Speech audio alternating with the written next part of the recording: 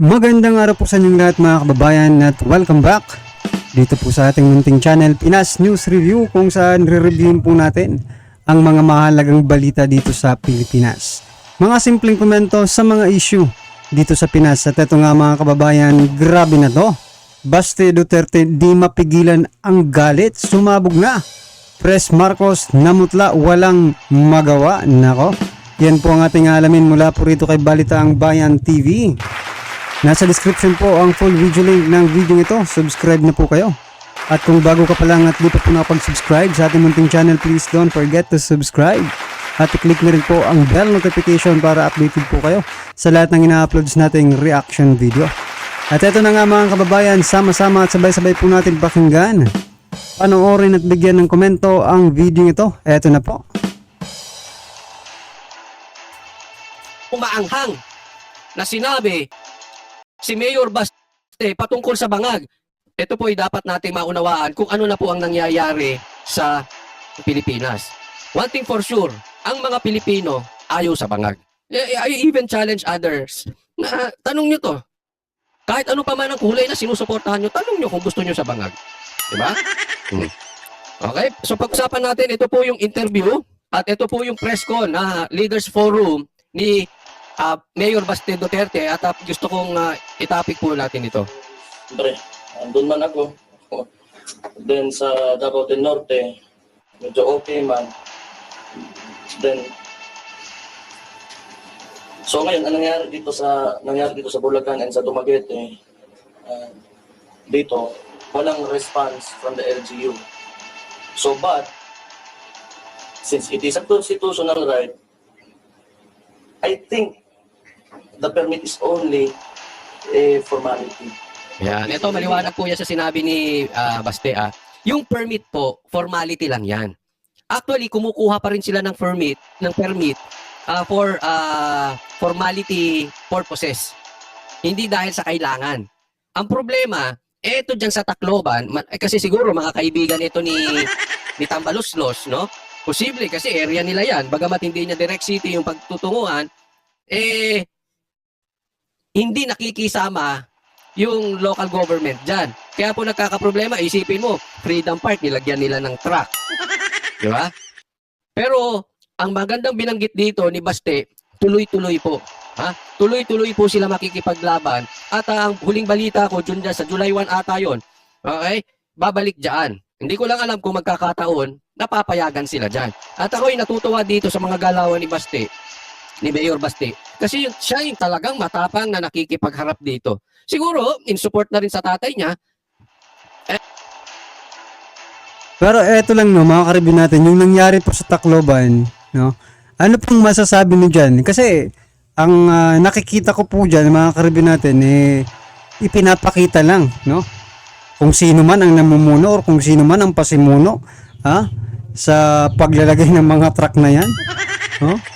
Kung sino man po 'yan, pinapakita lang po nila, na sinisikil po nila, no? Yung freedom of expression ng bawat Pilipino na gustong magpahayag ng kanilang damdamin, di ba? Oh, ibig sabihin po mga kababayan, parang bumabalik na naman tayo. Ako hindi naman ako nabuhay sa no?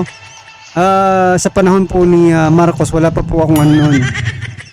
Marcos Senior, ba? But base nga sa ating nababasa sa mga libro, no, sa mga kwento, kahit kwento ng tatay natin, lola, talagang parang ngayon ko lang na mga kababayan, sa nangyari po sa Tacloban, na parang bumabalik na ba tayo sa nakaraan ng kanilang ama? Iyan po, tanong ko lang kasi hindi naman po ako na doon. Yung mga may edad na po nating mga kababayan na nanonood po dito sa ating munting channel, pakikwento nga po kung ganun rin po ba, sinisikil ba? Di ba kasi, di ba, sinisikil yung kanilang malayang pamamahayag. Parang yung sinasabi nilang hidden martial law. Yan ba yun? Unti-unti na po ba tayong binubusalan ng gobyerno ngayon para makapagsalita. Ha? Hindi naman siguro, no? Hindi naman siguro. Yan ay opinion ko lang mga kababayan dahil nga po dyan sa nangyari sa Tacloban. Ha? At sinasabi pa nila, nako po, na walang nagawa ang mga Duterte noong Yolanda. Eto na, ipapasok lang natin dahil na-mention naman natin yung Tacloban. Ba? Pero, kayo mga Taclobanon, ba? Mga waray. Sa palagay niyo po ba walang nagawa si, o hindi tumulong si PRRD? Nung siya ay mayor pa.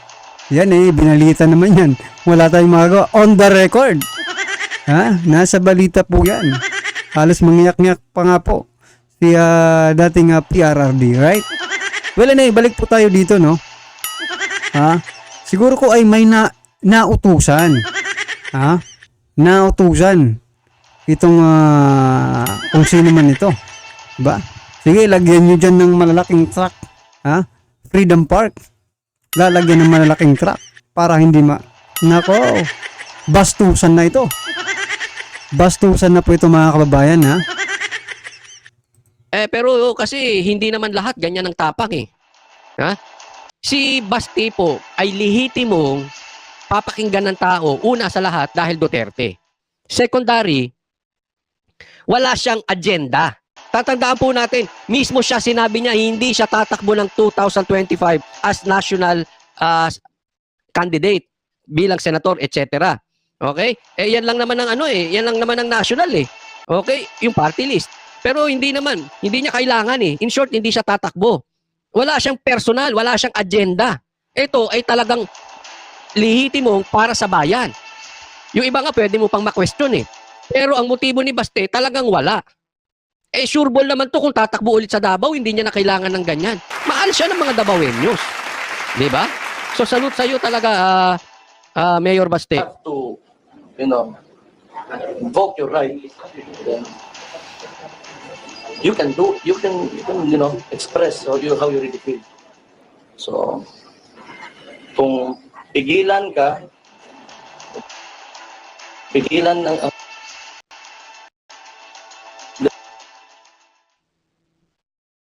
Ay, pakitago po yung inyong mga wallet, may nakapasok na mga magnanakaw. Mga bashers. Baka magnanakaw yung mga yan. Oh, sabi di.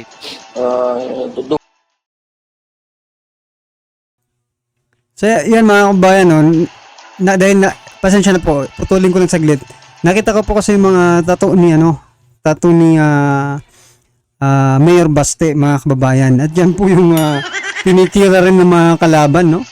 Bakit daw ang mga Duterte, mga anak ng Duterte, may mga tattoo? Ha?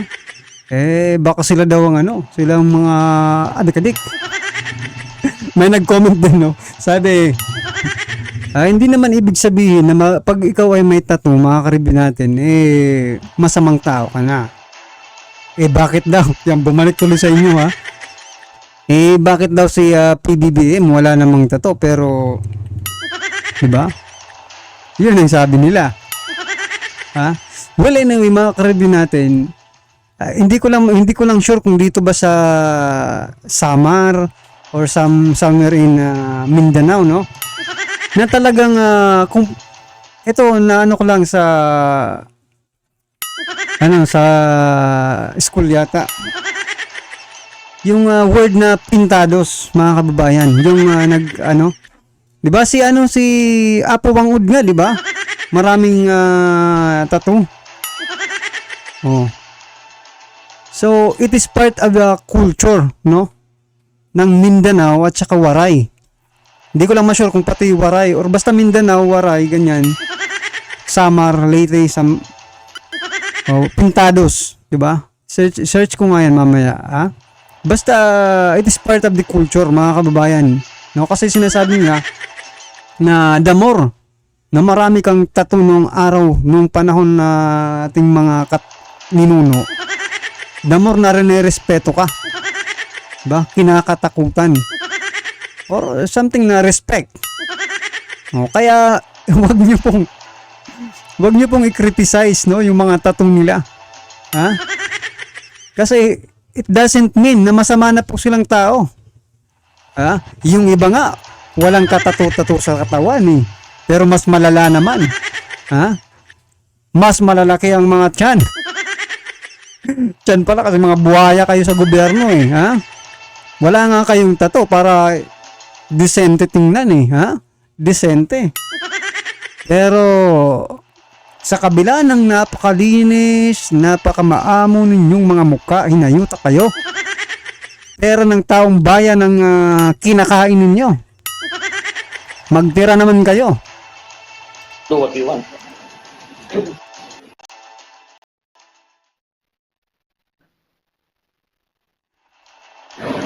No, there is no damage to any person. Then it's okay. Good morning, Mayor. Mas malaki. Kanina na this is not the first time na mangyari. Are you expecting may mangyayari pang same incidents in other LGUs na bibisitahin yung Cadapra? Yeah, but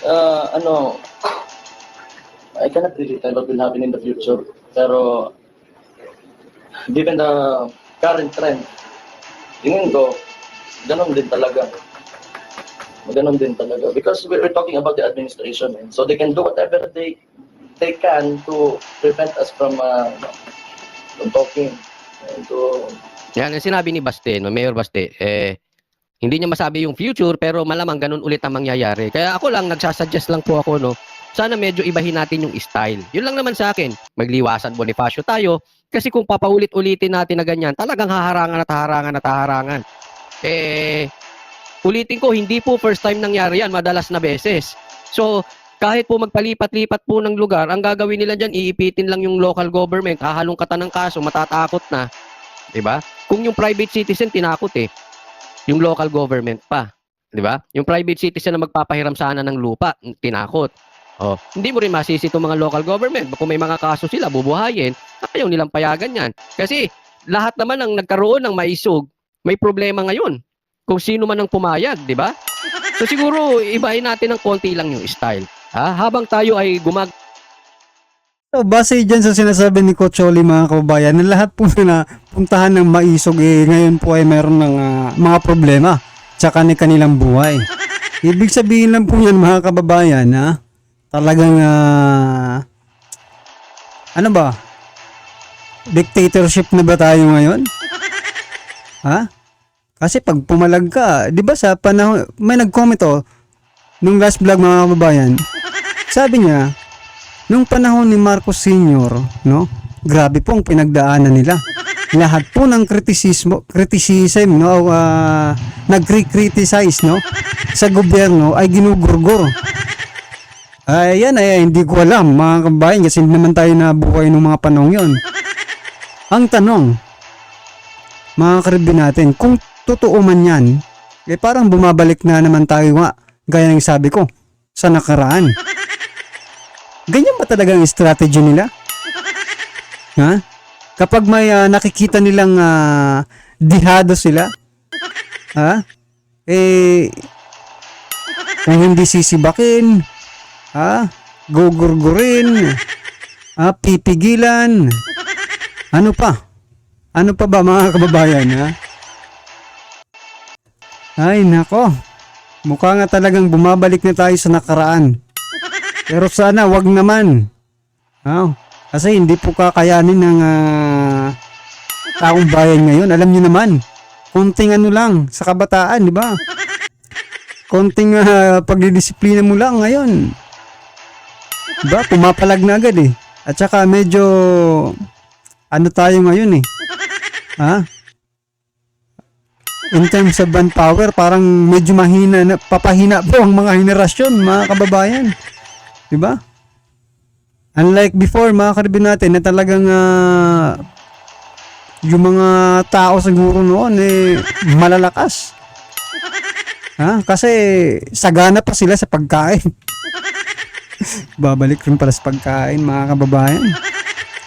Well, anyway, ano man po ang inyong komento, opinion patungkol po dito, no, sa pansisikil ng karapatan, dito sa Maisog Rallying ito. Ewan ko lang, kayo, pabor po ba kayo sa mga ginagawa nila? Ha? Kung hindi naman kayo pabor, parehas po tayo. Kung pabor naman po kayo, congratulations, nakahanap kayo ng kakampi. Ha, sa administrasyong ito. Pero wag po kayong pakakampante, mga kababayan, ha? Kasi 6 years lang naman yan. Tiis-tiis na lang muna mga karibyo natin at i-comment na lang po ang inyong mga opinion sa baba para at least alam po ng ating mga kababayan ang inyong pong nararamdaman patungkol po sa video nito, right? Kung bago ka pa lang at di pa po nakapag-subscribe sa ating munting channel, please don't forget to subscribe at i-click na rin po ang bell notification para updated po kayo sa lahat ng ina-uploads nating reaction video. So yan mga kababayan, maraming salamat po.